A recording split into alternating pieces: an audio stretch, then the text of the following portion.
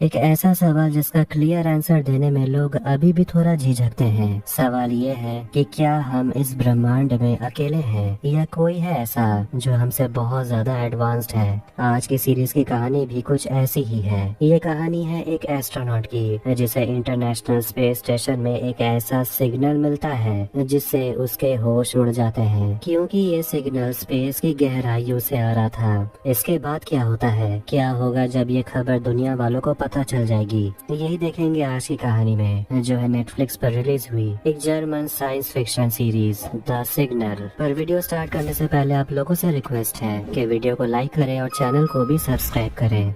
कहानी की शुरुआत में हम एक परिवार को देखते हैं। स्वेन नाम का एक आदमी तुरंत आधी रात में अपनी नींद से जाग जाता है और अपनी बेटी चार्ली को उठाता है और उसे तैयार होने को बोलता है। चार्ली सुन नहीं सकती थी और उसे सुनने में हियरिंग डिवाइस की जरूरत होती थी। इसके बाद वो दोनों तुरंत उस जगह पहुंच जाते हैं जहां पड़ोस के सभी लोग बैठे हुए थे, क्योंकि स्वेन की पत्नी पॉला जो एस्ट्रोनॉट है वो लैंड करने वाली थी। सभी लोग ये सब कुछ लाइव देख रहे थे और चार्ली उसे स्पेस ट्रेवल के बारे में बहुत कुछ पता था। वो बहुत घबरा रही थी और स्वेन भी काफी स्ट्रेस ले रहा था। स्पेसशिप में देखते हैं कि पॉला और उसका साथी हार्डी, उन दोनों की हालत थोड़ी खराब थी क्योंकि उनका पैराशूट ऑटोमेटिकली एक्टिव नहीं हुआ था। वो लोग जमीन के बहुत नजदीक पहुंच गए थे और अभी तक पैराशूट तो खोल लेना चाहिए था। सभी बहुत घबराए हुए थे। पॉला कहीं और खोई हुई थी, लेकिन तभी वो बटन दबा देती है और उनके पॉड का पैराशूट खुल जाता है और वो लोग लैंड होने में कामयाब होते हैं। फिर सभी लोग जश्न मनाने लगते हैं और जहाँ पर वो पॉड लैंड हुआ था पहले तो उसे डिसइंफेक्ट किया जाता है, उसके बाद दरवाजा खोला जाता है और पॉला सूरज की किरणों को अपने चेहरे पर महसूस करती है। वहाँ पर हम एक इंडियन बिलियनर को देखते हैं, बेनिशा मूडी, जिसके वजह से ये मिशन पॉसिबल हो पाया है। चार्ली बताती है कि मूडी के वजह से यहाँ गरीबों की बहुत मदद हुई है। स्वेन अपनी बेटी से कहता है कि बस एक दिन की बात है, फिर मॉम हमारे पास आ जाएगी, लेकिन चार्ली पर्दे पर देखती है कि आखिर मॉम ऐसे अकेले क्यों खड़ी है। बाद में पॉला अपने पति स्वेन को फोन करती है और उसे ताना मारती है कि तुम्हें अपना डब्बा वाला फोन बदल लेना चाहिए। वो स्वेन से कहती है कि मुझे तुमसे बहुत सारी बातें करनी है, मैं तुम्हें गले लगाना चाहती हूँ, लेकिन तभी उसका फोन का चार्ज खत्म होने लगता है और पॉला बताती है कि उसके साथ कुछ अजीब हुआ था। तभी फोन पर कुछ अजीब आवाज आने लगते हैं जिसे दोनों एक दूसरे को नहीं सुन पाते। फिर पॉला अपने पति से कुछ ऐसा कहती है जो उसे समझ नहीं आता। स्वेन और चार्ली तुरंत एयरपोर्ट के लिए निकल जाते हैं पॉला को पिकअप करने और एयरपोर्ट पर वो लोग पॉला के बॉस रेनर से मिलते हैं। ये वो है जो साइंटिस्ट को एस्ट्रोनॉट बनने में मदद करते हैं। चार्ली ये सब कुछ सुनकर बहुत ज्यादा एक्साइटेड हो गई थी। इसके बाद वहाँ पर स्वेन एक और औरत से मिलता है, मीरा, जो हार्डी की पत्नी है, जो पॉला के साथ मिशन पे गया था। वो दोनों बातें करने लगते हैं और उन्हें पता चलता है कि पॉला वाला फ्लाइट कुछ समय के लिए डिले हो गया। चार्ली वहाँ पर एक बूढ़ी औरत को देखती है जो उसे देखकर हाथ हिला रही थी। कोई भी उस औरत को नहीं पहचानता। वो औरत थोड़ी अजीब लग रही थी। इंतजार करते करते अब 1.5 घंटा हो चुका था। स्वेन वॉशरूम में जाता है तो वहाँ पर एक घबराई हुई औरत मिलती है जो बहुत डरी हुई थी और स्वेन उसे संभालने लगता है। वो बाथरूम से निकलता है तो एयरपोर्ट पर पुलिस पहुँच चुकी थी और वो देखता है कि उसकी बेटी चार्ली गायब थी। वो अपनी बेटी को ढूंढ लेता है और मीरा बताती है कि जिस फ्लाइट की वो लोग इंतजार कर रहे थे वो गायब हो गया।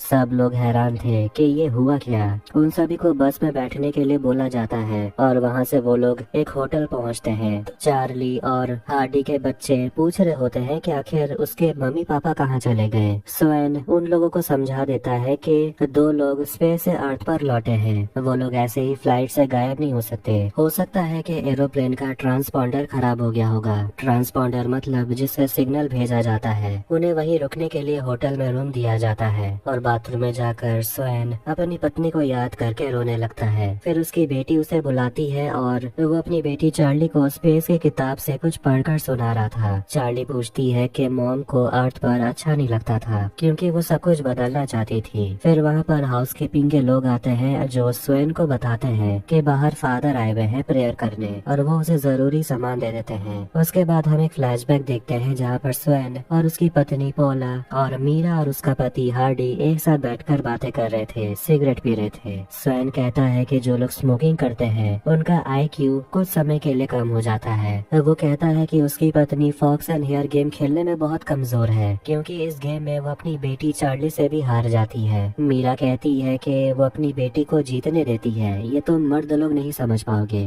पोला कहती है मैं अपनी बेटी को जीतने देती हूँ। स्वैन उस होटल में एक औरत से बात कर रहा था जो भी अपने किसी परिवार वाले का इंतजार कर रही थी, जो उस प्लेन में था जो गायब हो गया। वो उम्मीद कर रही है कहीं से तो सिग्नल मिलेगा। स्वैन कहता है मेरी बीवी के पास जरूर कोई जवाब होता। वो अपना पैर पटकने लगता है और कहता है मेरी बीवी को पहले से ही सब कुछ पता था, मुझे उसकी बात सुननी चाहिए थी। फिर वो अंदर चला जाता है। ये बात सुनकर वो औरत थोड़ी हैरान हो गई थी। अगले सुबह वो लोग नीचे आते हैं नाश्ता करने, जहाँ पर मिसिंग फ्लाइट के पैसेंजर्स के परिवार वाले सभी लोग थे। वहाँ पर एक औरत को उसके पति का कॉल आता है जो पेरिस में है। किस्मत से वो उस फ्लाइट में चढ़ा ही नहीं था, उसका फ्लाइट मिस हो गया था, इसलिए वो जिंदा बचा हुआ है। इसके बाद सभी लोगों को कॉन्फ्रेंस हॉल में बुलाया जाता है, क्योंकि गवर्नमेंट के पास एक अपडेट है। चार्ली जाना चाहती है लेकिन स्वैन मना करता है और अपनी बेटी को कैमरा थमाकर चला जाता है, जिसमें वो वीडियो रिकॉर्डिंग देखती है जब उसकी मॉम स्पेस में जाने के लिए टेक ऑफ कर रही थी। कॉन्फ्रेंस हॉल में जाने के बाद वहाँ पर ऑफिसर सभी को बता रहे होते हैं कि वो प्लेन अटलांटिक ओशन के ऊपर था। आयरलैंड से उस जहाज को ढूंढने की कोशिश की गई,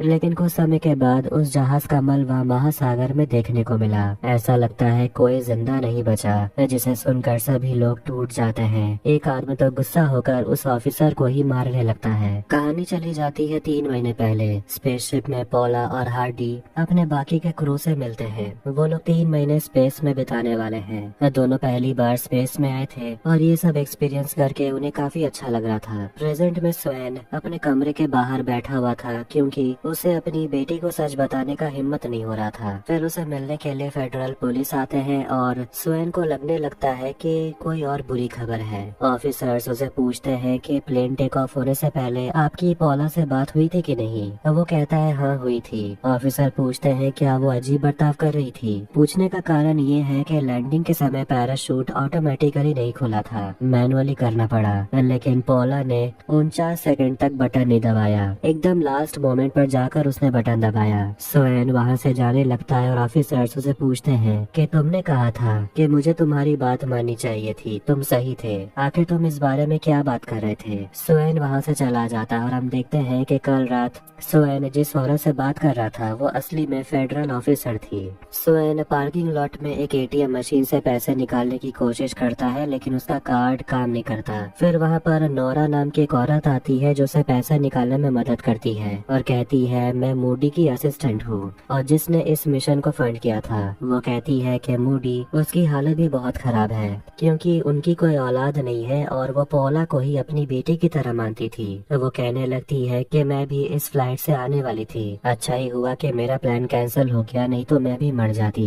नोरा चार्ली को एक गिफ्ट देती है और कहती है कि ये मूडी की तरफ से है। चार्ली खुश हो जाती है और वो स्वैन से कहती है कि अगर तुम्हें किसी भी चीज की जरूरत हो तो हमें बताना। उस गिफ्ट में एक कार्ड भी था जिसमें लिखा हुआ था death is just a beginning. Charlie पूछती है कि इसका मतलब क्या होता है, तो उसके पापा झूठ कहते हैं कि अंत में सब कुछ ठीक हो जाता है।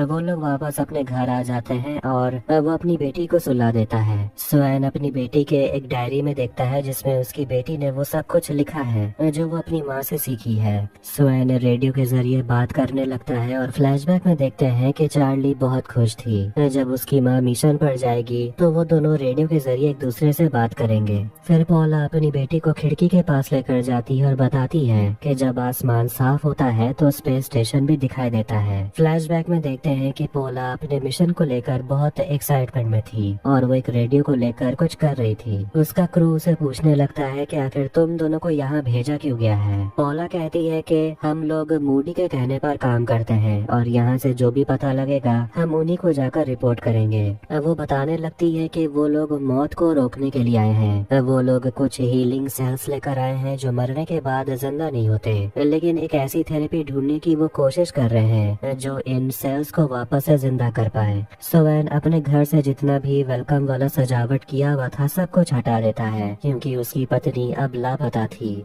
फ्लैशबैक में देखते हैं कि पॉला हार्डी के साथ काम कर रही थी और हार्डी कंप्लेन करता है कि पॉला जब भी सोती है तो वो नींद में बड़बड़ाने लगती है। स्वेन अपनी पत्नी का रिकॉर्डिंग सुन रहा था क्योंकि वो उसे बहुत मिस कर रहा था। मीरा उसे कॉल करती है और वो बहुत दुखी थी। वो रो रही थी, कहती है कि पुलिस वाले हमें यहाँ से जाने नहीं दे रहे। वो बहुत अकेली हो चुकी थी। स्वेन उसे पूछता है कि तुम्हारा पति हार्डी कुछ अजीब बर्ताव कर रहा था क्या? मीरा कहती है हाँ कर तो रहा था। स्वेन ये सब इसलिए पूछ रहा है क्योंकि उसे लग रहा था कि गवर्नमेंट उन लोगों से कुछ तो छुपा रही है। वो अपने घर में दोबारा से उस वीडियो को देख रहा था जब उसकी पत्नी लैंड हुई थी। वहाँ पर हार्डी भी था और वो उसके घड़ी पर टाइम देखता है 17:11, लेकिन न्यूज चैनल का टाइम था 18:30। मतलब के चैनल पर यह ट्रांसमिशन लाइव नहीं था और उनको पहले लग रहा था कि सब कुछ लाइव दिखाया जा रहा है। ये बात वो रेनर को बताता है और पूछता है कि आखिर ये 90 मिनट का डिफरेंस क्यों है, तुम लोग क्या छुपा रहे हो? रेनर उसे बता देता है कि तुम्हारी पत्नी नहीं रही, हार्डी भी नहीं रहा, साथ साथ 176 पैसेंजर्स नहीं रहे। यही सच है, मान लो। सब लोग बहुत परेशान हैं। इससे ज्यादा वो कुछ नहीं बता सकता। स्पेस में हम देखते हैं कि पोला अपनी बेटी के साथ रेडियो पर बात कर रही थी, लेकिन तभी सिग्नल कटने लगता है क्योंकि वो लोग डेड जोन में एंटर करने वाले थे। मतलब कि एक ऐसी जगह जहां से उनका अर्थ से कनेक्शन टूट जाता है। अगली सुबह चार्ली ये न्यूज देख लेती है कि फ्लाइट क्रैश हो गया और इसमें कोई सर्वाइवर्स नहीं बचा। ये न्यूज सुनकर वो खुद को अपने आप को कमरे में बंद कर लेती है और स्वेन अपनी बेटी से बात करने के लिए आता है और देखता है कि वो हेयरिंग डिवाइस नहीं पहनी हुई थी। चार्ली पूछती है कि मॉम मर गई है क्या? स्वेन कह देता है हाँ वो मर गई। वो अपने पापा को गले लगा लेती है और कुछ समय के बाद उनसे मिलने के लिए फेडरल ऑफिसर्स आते हैं और बताते हैं कि हमें कुछ मिला है जो आपको सुनना चाहिए, जो उस प्लेन के कॉकपिट से रिकॉर्ड हुआ है। वो उसे कहती है कि आप जब भी सुनने के लिए रेडी है एंटर दबाइए। एंटर दबाते ही पायलट मे डे कहने लगता है, लेकिन वहाँ पर पोला की भी आवाज आ रही थी जो अपने पति का नाम लेते हुए कह रही होती है कि मेरी बात सुनो, मुझे माफ कर देना, मैं तुमसे प्यार करती हूँ। वो ऑफिसर उसे पूछती है कि तुम्हारी पत्नी कॉकपिट पे कर क्या रही थी? स्पेस के डेड जोन में पोला को रेडियो के जरिए एक बच्चे की आवाज सुनाई दे रही थी जो होना इम्पॉसिबल है। उसे लग रहा था कि ये उसकी बेटी है।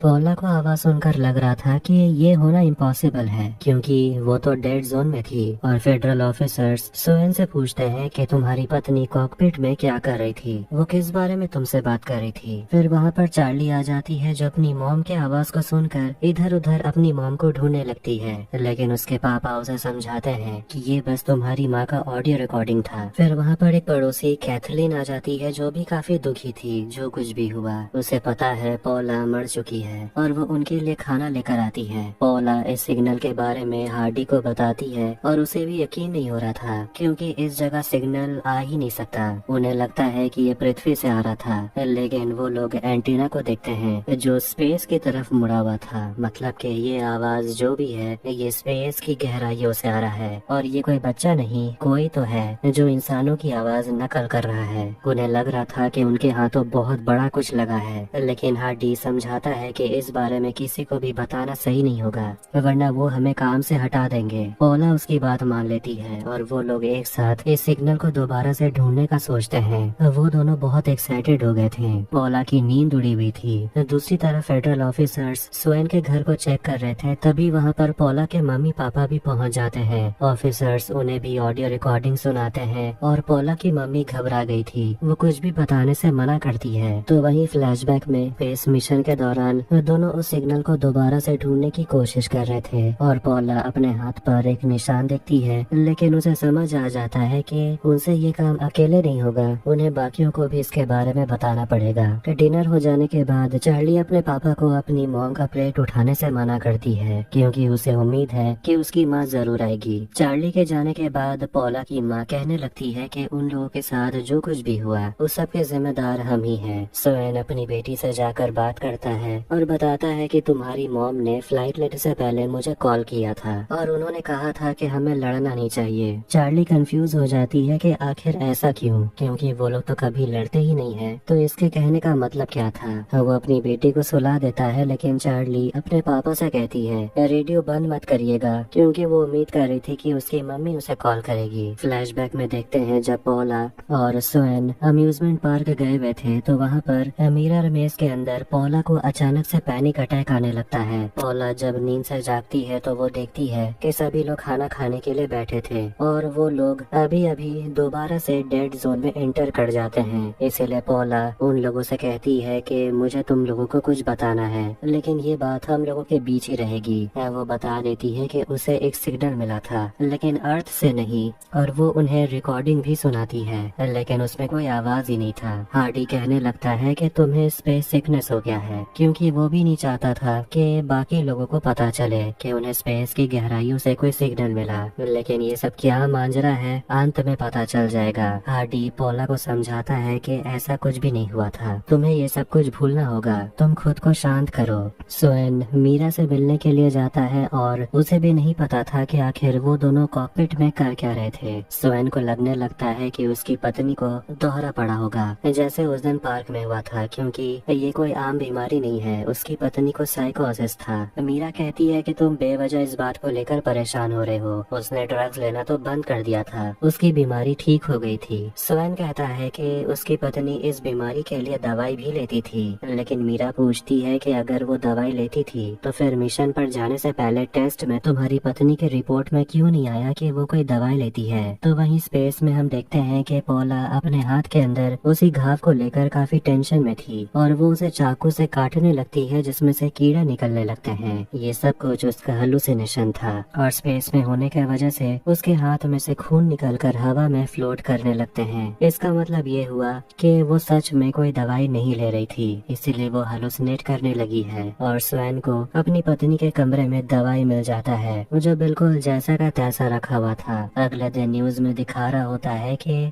2 पैसेंजर्स पॉला और हार्डी के वजह से प्लेन क्रैश हुआ और ऑडियो रिकॉर्डिंग भी टीवी पर सुनाया जा रहा था। कल रात से चार्ली रेडियो के पास बैठी हुई थी, इसीलिए उसके पापा उसे समझाते हैं कि अब बस बहुत हो गया, कोई कॉल नहीं आने वाला। लेकिन चार्ली कहने लगती है कि अगर ऑफिसर्स को कुछ नहीं मिला है तो उन्हें कैसे पता कि सब लोग मर गए हैं। फिर वो खिड़की के बाहर देखते हैं कि कई सारे रिपोर्टर्स आए हुए थे और वही एयरपोर्ट वाली बूढ़ी औरत भी थी जो चार्ली को बुला रही थी। मिशन के दौरान पॉला थोड़ी कमजोर फील कर रही थी। बाहर रिपोर्टर्स पहुंच गए थे, जिससे सभी परिवार वाले परेशान हो गए थे और गुस्से में स्वेन उन सभी को यहाँ से चले जाने को कहता है। कुछ लड़के भी थे जो घर पर पत्थर फेंक रहे थे और मर्डरर कहकर चिल्ला रहे थे, क्योंकि उन्हें लगता है कि पॉला के वजह से ही प्लेन क्रैश हुआ। स्वेन अपनी बेटी को समझाता है कि उसे यहाँ से जाना होगा, उसका यहाँ रहना सही नहीं है। चार्ली अपने नाना और नानी के साथ चली जाती है, लेकिन तभी वो रास्ते में आसमान में कुछ चमकता हुआ देखती है और कहती है गाड़ी रोको, और वो वापस अपने पापा के पास आ जाती है और कहती है मुझे नहीं जाना। मिशन के दौरान पॉला मूडी से बात करते हुए कह रही होती है कि यहाँ तक पहुँचने के लिए मैंने बहुत झूठ बोला है, मैं यहाँ किसी को नुकसान भी पहुँचा सकती हूँ, खुद को भी और यहाँ काम कर रहे लोगों को भी। मूडी उसे पूछती है कि क्या अभी भी तुम्हें वो चीजें दिखती हैं? पॉला कहती है मैंने दवाई ले लिया है और अब सब कुछ थोड़ा ठीक है। मूडी से बात करके पॉला को काफी अच्छा लगता है। एक और फ्लैशबैक देखते हैं। पॉला अपने पति से कहती है कि अगर उन्हें मेरी मेडिकल रिपोर्ट मिल गई तो वो मुझे स्पेस मिशन पर जाने नहीं देंगे, मैं घर पर बैठी रहूंगी। स्वेन अपनी पत्नी को खोना नहीं चाहता था, लेकिन पॉला कहती है कि अगर मैं यहाँ रही तभी तुम मुझे खो दोगे, मैं यहाँ जिंदा लाश बनकर जीते रहूंगी। इसीलिए वो अपना मेडिकल रिपोर्ट जला देती है, क्योंकि उसके लिए स्पेस पर जाना बहुत जरूरी था। स्वेन के घर के बाहर नोरा पहुंच जाती है और वो मीडिया से बात करने लगती है। वो सारे मृतकों के परिवार से कहने लगती है कि हमें पता नहीं है कि उनके साथ क्या हुआ, इसलिए आप उम्मीद मत खोइए। और बेनिशा मूडी आप सभी के सपोर्ट में खड़ी है, लेकिन एक आदमी उसके ऊपर लाल रंग फेंक देता है और उसे खूनी कहता है। स्वेन तुरंत उसे अपने घर ले आता है और दोनों बैठकर बात कर रहे थे। नोरा स्वेन को एक डिवाइस देती है और कहती है कि इस डिवाइस के जरिए तुम हमसे बात कर पाओगे। वो नोरा को बाहर छोड़ने के लिए जाता है और उसे कहता है कि तुम तुरंत यहाँ से निकल जाओ। फिर वो वापस अपने घर आ रहा था तो वही आदमी जिसने नोरा पर लाल रंग फेंका। वो स्वयं को भी लाल रंग लगा देता है और उसे बद्दुआ देता है कि तुम जिसे भी प्यार करते हो वो तुमसे दूर हो जाएगा। उसकी बेटी चिल्लाने लगती है और वो भागते हुए अंदर आता है। चार्ली कहती है कि अभी अभी उसकी मॉम से बात हुई। ये सुनकर वो हैरान हो जाता है, लेकिन उसे लग रहा था कि ये सब बकवास है और वो गुस्से में आकर रेडियो कनेक्शन कट करने लगता है। चार्ली गुस्सा हो जाती और कहती है काश मॉम की जगह आप मर जाते। रेनर स्वेन को कॉल करता है और उसे कहता है कि ये सब जो हो रहा है मुझे भी कुछ समझ नहीं आ रहा। सरकार कुछ तो छुपा रही है, कुछ तो सरकार कवर अप करने की कोशिश कर रही है। स्वेन अपनी बेटी को लेकर घर से बाहर निकलता है और वो अपनी बेटी से माफी मांगता है। उनके सामने से एक गाड़ी गुजरती है और उसमें वही आदमी था जिसके हाथ में लाल रंग लगा हुआ था, वही आदमी जो उसके घर के बाहर हंगामा कर रहा था। वो लोग मीरा से मिलने के लिए आते हैं और स्वेन अपनी बेटी को वहीं छोड़कर बाहर चला जाता है। मिशन के दौरान पॉला फिर से हेलुसिनेट करने लगती है और वो अपने घाव से जब बैंडेज हटाती है तो उसमें कुछ लिखा हुआ था। स्वेन रेनर से मिलने के लिए जाता है, लेकिन उसके घर के अंदर कोई था ही नहीं। उसे किचन में एक टॉप सीक्रेट फाइल मिलता है जिसे लेकर वो तुरंत वहाँ से निकलता है, जिसे पढ़कर उसे समझ आ जाता है कि उसकी पत्नी को कुछ तो पता चला था और वो पागल नहीं थी। फिर वो मीरा से मिलता है और बताता है कि पॉला और हार्डी को कुछ तो मिला था जो बहुत ही बड़ा था। तभी वो देखता है कि उसकी बेटी चार्ली घर से भाग चुकी थी। स्पेस में फिर से दोनों को एक सिग्नल मिलता है और स्वेन घर के बाहर आता है तो उसे वही लाल रंग फेंकने वाला आदमी मिल जाता है। स्वेन को लग रहा था कि उसकी बेटी उसी के गाड़ी में है, इसीलिए स्वेन उस आदमी का पीछा करने लगता है। आखिर में उसके गाड़ी को वो ब्लॉक कर देता है और जब वो गाड़ी को खोलकर देखता है तो उसकी बेटी वहाँ पर भी नहीं थी।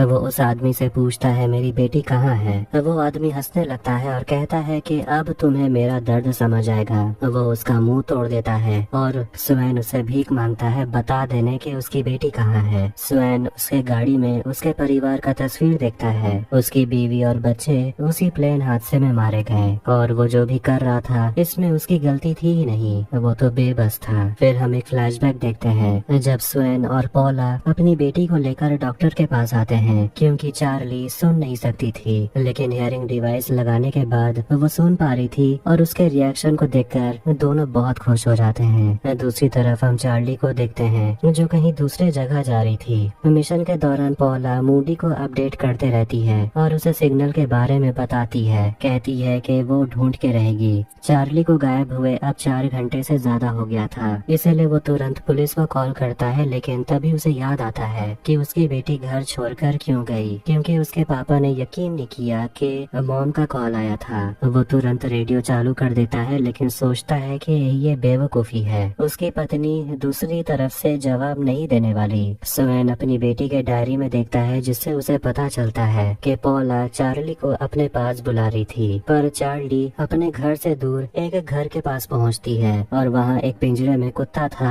और एक कबूतर था। तभी वहां कोई आता है और चार्ली को पकड़ लेता है। स्वेन जैसे ही बाहर निकलता है तो उससे मिलने के लिए फेडरल ऑफिसर्स पहुंच जाते हैं। मिशन के दौरान पॉला को उसके क्रू से पता चलता है कि उसका पार्टनर हार्डी दिन रात काम करते रहता है। ये सुनकर उसे शक होने लगता है कि उसका पार्टनर हार्डी जरूर सिग्नल को ढूंढने में काम कर रहा है। वो स्वेन से बात करती है और पूछती है कि तुम्हें ऐसा क्यों लगता है कि मैं फॉक्स एंड हेयर गेम अपनी बेटी से हार जाती हूँ। स्वेन कहता है कि तुम बहुत स्मार्ट हो, लेकिन तुम चालाक नहीं हो। इसलिए वो समझ गई थी कि अगर उसे हार्डी को हराना है तो उसे चालाक बनना पड़ेगा। फेडरल ऑफिसर्स स्वेन को एक आदमी का तस्वीर दिखाते हैं जिसे स्वेन ने पीटा था और उनके पास प्रूफ भी है कि स्वेन रेनर के घर गया था। वो कहता है कि मुझे फिलहाल मेरी बेटी को ढूंढना है। ऑफिसर कहती है कि पुलिस तुम्हारा काम कर देगी। वो कहती है कि अगर तुम्हें लगता है कि तुम एक विक्टिम हो तो तुम गलत हो। मैंने इतने साल ये काम करते हुए बिताया है, लेकिन आज तक कोई भी टेररिस्ट, कोई भी मर्डरर कभी खुद को गलत नहीं बताता। स्वेन उसे सवाल पूछने लगता है कि मेरे रेनर के घर जाने से पहले तुमने सीसीटीवी फुटेज में क्या देखा?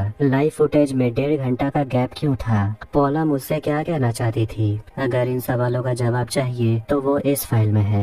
मिशन के दौरान देखते हैं कि एक कॉम्प्लिकेशंस हो जाता है, प्रेशर लीक होने लगता है और जहाज में ऑक्सीजन सप्लाई कम हो रहा था। इसीलिए एक क्रू हार्डी से कहता है कि तुम्हें जाकर एयर लॉक बंद करना होगा और पॉला कहीं नहीं मिल रही। देखते हैं कि वो एयरलॉक में थी और फॉक्स एंड हेयर गेम वाले स्ट्रेटेजी को यूज करके वो हार्डी से एक कदम आगे रहना चाहती थी और उसे दोबारा से वो सिग्नल मिल जाता है जिसमें एक बच्चा हेलो कह रहा था। स्वैन ऑफिसर को वही टॉप सीक्रेट फाइल दिखाता है। पॉला कैलकुलेशन करती है और उसे समझ आ जाता है कि ये सिग्नल जो भी है वो अर्थ की तरफ जा रहे हैं। ऑफिसर्स को भी ये पता चलता है कि कुछ तो है जो अर्थ की तरफ आ रहा है। वो हैरान हो गई थी और उसे समझ आ गया था कि इसीलिए ये सब कुछ एक सीक्रेट रखा गया था। इसके बाद वो उस लेडी ऑफिसर को वहाँ से लेकर चला जाता है। वो जानता है कि वो ऑफिसर इस फाइल को लेकर चली जाएगी और जिन्होंने उसकी पत्नी को गायब करवाया वो उसकी बेटी और उसे भी नहीं छोड़ेंगे। बाकी के क्रू को पॉला मिल जाती है, लेकिन हार्डी को कुछ गड़बड़ लग रहा था। स्वैन ऑफिसर से कहता है कि अगर जानना है कि उस पैसेंजर प्लेन के साथ क्या हुआ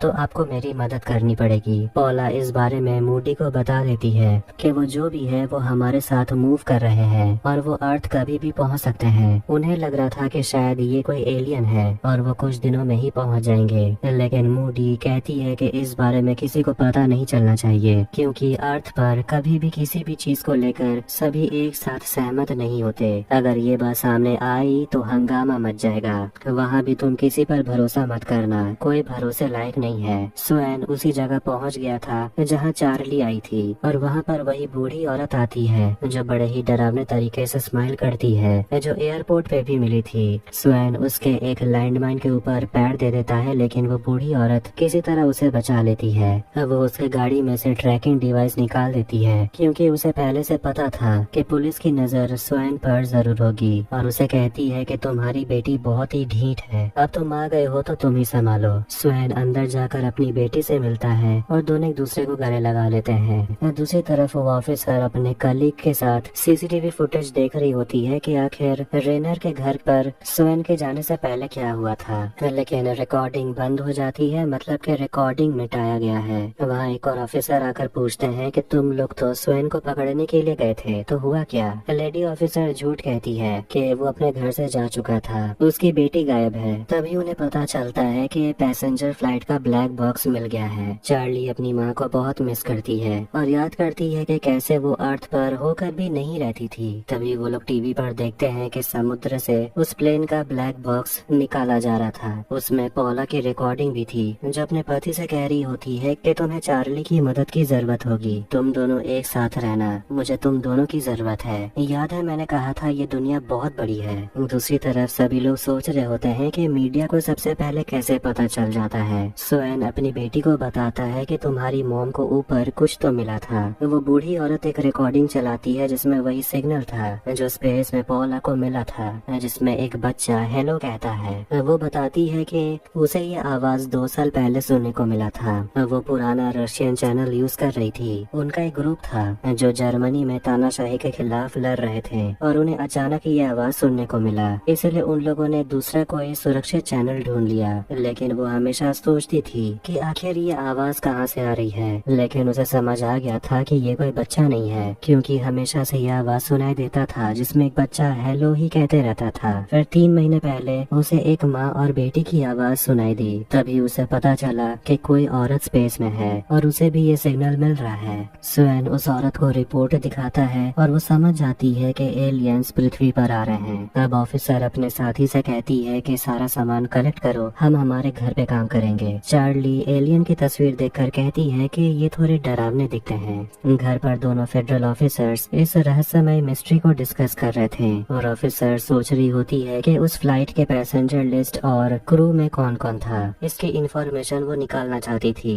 उसे पता चलता है कि जहाज अपने समय से 24 मिनट लेट हुई थी और उन्हें लगता है कि उनका डिपार्टमेंट कुछ तो छुपा रहा है। स्वैन भी समझ जाता है कि सरकार इस बात को छुपाएगी। इस बात को उसकी पत्नी पॉला पहले से जानती थी, इसीलिए पॉला चाहती थी कि पूरी दुनिया को पता चले कि उनके अर्थ पर कोई आ रहा है। तभी बूढ़ी औरत की कबूतर खिड़की पर आ जाती है और उसके ऊपर ट्रैकर लगा हुआ था और उसी ट्रैकर का इस्तेमाल करके ऑफिसर्स वहां पहुंच गए थे स्वैन को ढूंढने के लिए। वो बूढ़ी औरत उन्हें कहती है बंकर में छुप जाने, लेकिन वो दोनों बाहर निकल आते हैं। मिशन के दौरान सभी लोग बहुत खुश थे कि उनका मिशन सक्सेसफुल रहा। वो जो यहाँ ढूंढने के लिए आए थे उन्हें यहाँ मिल गया। पॉला हार्डी से कहती है मुझे पता है तुम क्या करने की कोशिश कर रहे हो, लेकिन तुम्हें वो सिग्नल नहीं मिलेगा क्योंकि तुम्हें वो सिग्नल सुनना आता ही नहीं है। ये सबसे हार्डी थोड़ा नाराज हो गया था। लेडी ऑफिसर अपने पार्टनर से बात कर रही थी और पूछती है क्या कोई ऐसा पैसेंजर था जिसका लगेज चेक हुआ लेकिन वो फ्लाइट पे चढ़ा नहीं। वो कहती है मेरे साथ ऐसा हुआ था, मेरे फ्लाइट में किसी का लगेज था जो चेक हुआ लेकिन वो इंसान चढ़ा नहीं और उसका लगेज निकालने में बहुत समय लगता है, कम से कम 24 मिनट। लेकिन ये प्लेन बिल्कुल अपने समय पर उड़ी थी। मतलब कि कोई तो है जिसका लगेज फ्लाइट में था लेकिन वो फ्लाइट पर चढ़ा नहीं।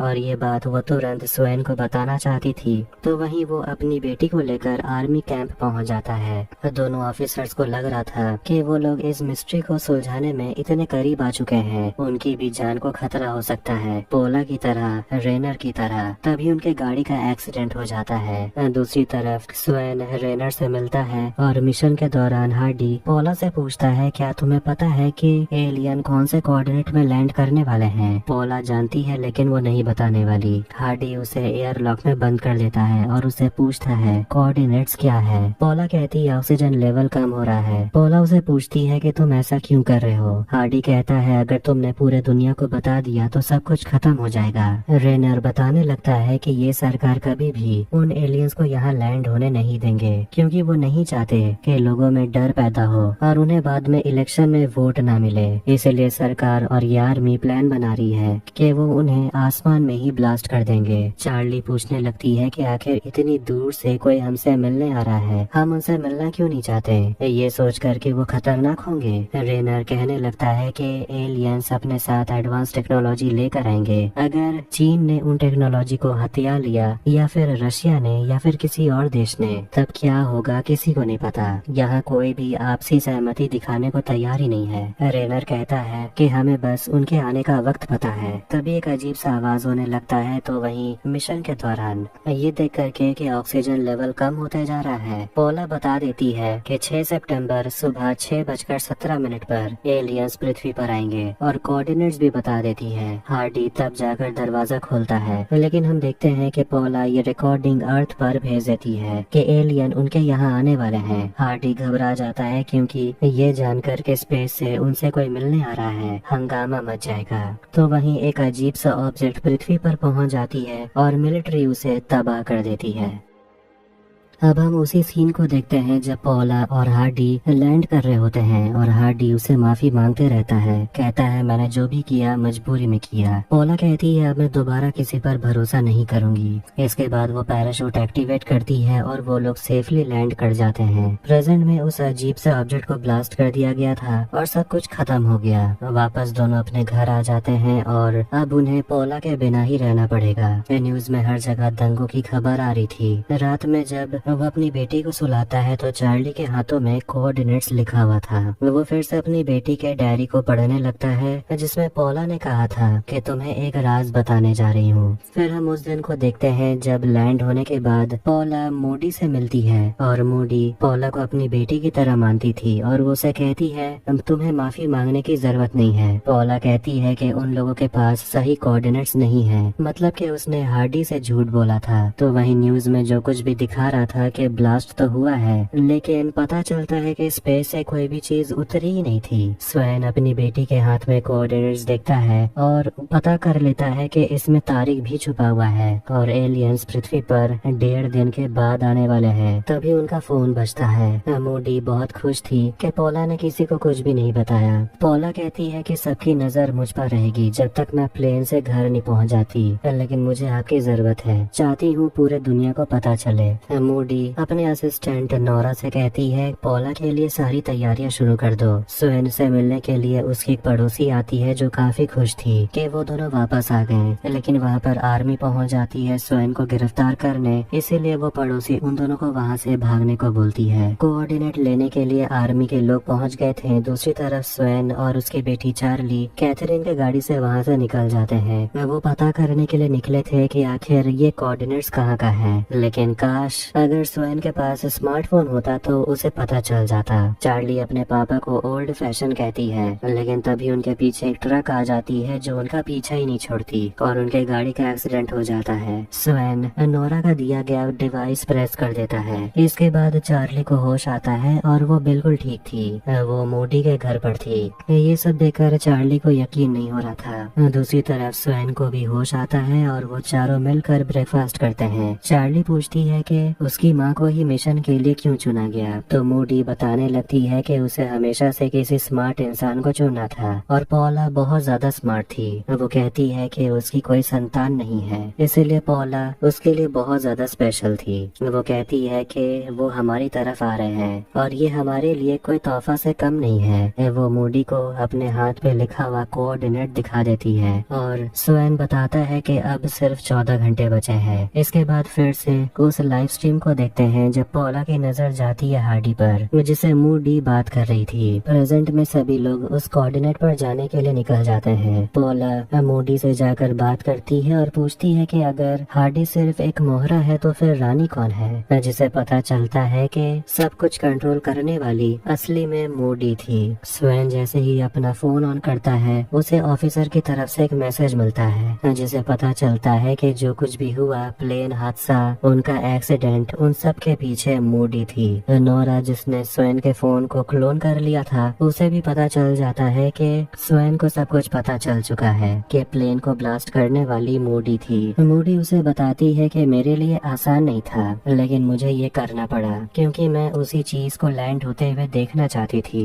लेकिन मोडी को जरा सा भी अफसोस नहीं है कि उसके वजह से 178 लोगों की जान गई। वो कहती है ये करना पड़ा और ये उसका डिसीजन प्रैक्टिकल था। चार्ली जो हियरिंग डिवाइस नहीं पहनी हुई थी, उसे कुछ समझ नहीं आ रहा था कि चल क्या रहा है। उसके बाद वो लोग उस कोऑर्डिनेट तक यानी कि उस लोकेशन तक पहुंच जाते हैं और मोडी वहां बैठकर पहले पूजा करती है। वो लोग सभी मिलकर एलियन के आने का इंतजार कर रहे थे। तो वहीं हम उस फ्लाइट में देखते हैं जब पॉला और हार्डी घर वापस आ रहे थे। हार्डी पॉला को एक डिब्बा देता है और ये गिफ्ट मोडी के तरफ से है और उसमें एक कागज पर लिखा हुआ था death is just a beginning. जिसके बाद प्लेन क्रैश होने लगता है। स्पेस से कोई आ ही नहीं रहा था, इसीलिए मोडी चार्ली से पूछती है कि तुम बहुत स्मार्ट हो, अब सही कोऑर्डिनेट्स बता दो। तो मोडी बंदूक निकाल लेती है और स्वयं पर पॉइंट करती है और चार्ली से पूछती है सच बताओ। चार्ली नहीं बताती और वो स्वयं के पैर पर गोली मार देती है। ये सब देखकर नोरा को सही नहीं लगता। दूसरी तरफ जब प्लेन क्रैश होने वाला था, पॉला जबरदस्ती कॉकपिट पर चली जाती है और स्वयं बताता है कि कोई कोऑर्डिनेट है ही नहीं, यहाँ कोई नहीं आने वाला। वो बताता है कि उसकी पत्नी एक दिमागी मरीज थी, वो हर चीज हेलुसिनेट करती थी, लेकिन मोडी ने हार्डी को मरवा दिया जो सही में उनकी मदद कर सकता था और बाकी के 176 मासूम लोगों को भी मोडी ने मरवा दिया। किस लिए? आज के दिन के लिए। मोडी को बहुत बुरा लगता है क्योंकि वो जिस पर भरोसा की थी वो दिमागी तौर पर बीमार निकली और उसी के पागलपन के वजह से मोडी का महान बनने का सपना टूट गया। वो जाते जाते सोल्जर से कहती है कि पहले बच्चे को मारना ताकि वो डरे नहीं। नोरा कहती है ये सब गलत है, मैंने आपका साथ दिया हर वक्त, लेकिन अब जो आप कर रही हैं इसका कोई मतलब नहीं है। मोडी नोरा से कहती है तुम ही उन दोनों को मारोगी। नोरा जानती थी अगर वो ऐसा नहीं करेगी तो लास्ट में वो मारी जाएगी। फिर हम 2 गन शॉट की आवाज सुनते हैं, लेकिन दोनों मरे नहीं थे। नोरा स्वयं और चार्ली से कहती है ऐसे ही पड़े रहना, हम लोग यहाँ से चले जाएंगे तब उठना। कुछ समय के बाद स्वयं और चार्ली एक दूसरे से बात करते हैं और स्वयं कहता है कि तुम्हारे पास जो कोऑर्डिनेट है वो सही है, लेकिन मेरे पास सही वक्त है। उसके पास पॉला का एक ऑडियो था जिसमें इनडायरेक्टली वो एलियंस के आने का वक्त बता देती है। फिर जब दोनों घर आते हैं तो टीवी पर देखते हैं कि मोडी को गिरफ्तार कर लिया गया है क्योंकि उसी के वजह से 178 पैसेंजर्स की जान चली गई, जिनमें 2 जर्मन एस्ट्रोनॉट भी शामिल थे।